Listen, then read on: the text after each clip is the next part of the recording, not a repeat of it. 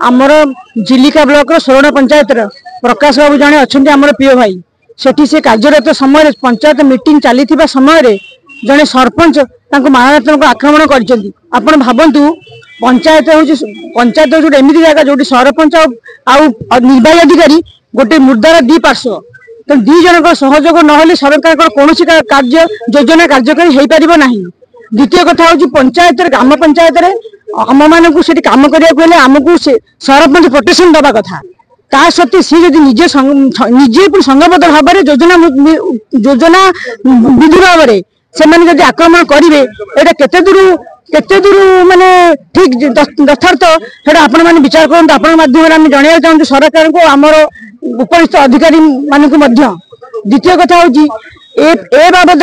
आम समस्ते आज एकाठी जिला खोर्धा जिलार समस्त निर्वाही अधिकारी मैंने आमर आज सभा होती काली आम जिलापाल को भी देखा करूँ देखा करके विषय अवगत करेबू जदि आ भितर आम दोषी को दंड न मिले ताहले आम परवर्ती समय राज्य संघ सह मिसी जहाँ आम निष्पत्ति निब आम दरकार पड़े आंदोलन भी करूँ। आमर ये जो बैठक बसी चिलिका ब्लॉक सोरण पंचायत कार्यरत निर्वाही अधिकारी श्री प्रकाश चंद्र बेहेरा को गत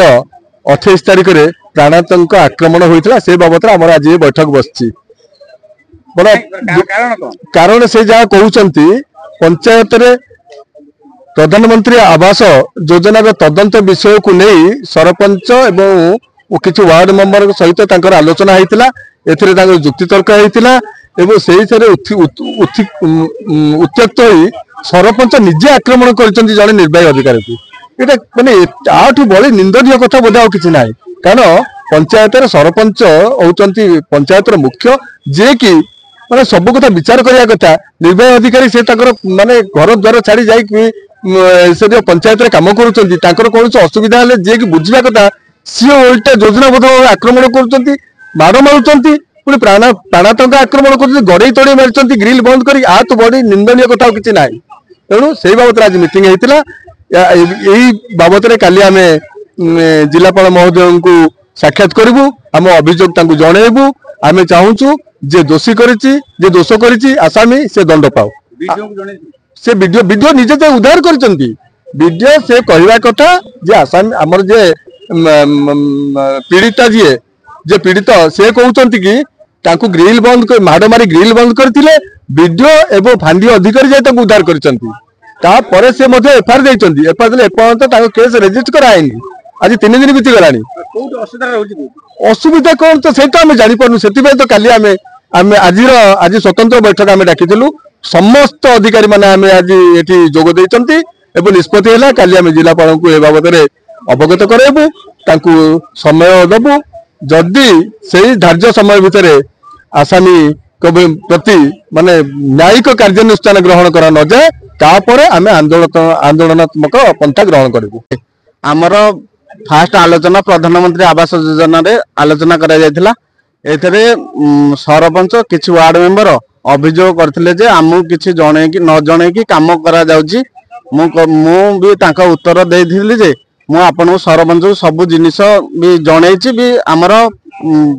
प्राइवेट लिस्ट भी दिया जाइछि तापर लिस्ट सरपंच मानिले हां लिस्ट मु पाइछि तापर कहले कि ना 10-20 हजार टका बेनिफिशियरी नै कि तमे सब अनियमितता करिछ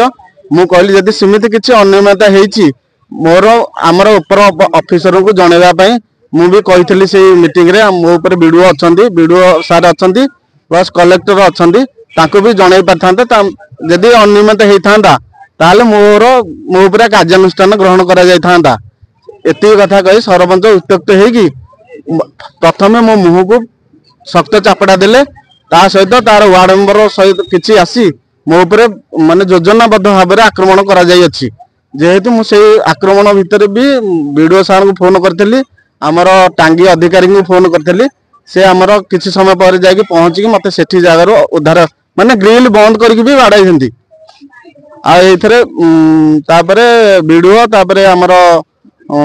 टांगी अधिकारी आसिकी मते घटनास्थल रु उद्धार करके नहीं जाइथिले तापरे भी मु एफआईआर देला परे भी आज पर्यंत भी तार रजिस्ट्रेशन हो पारु नहीं।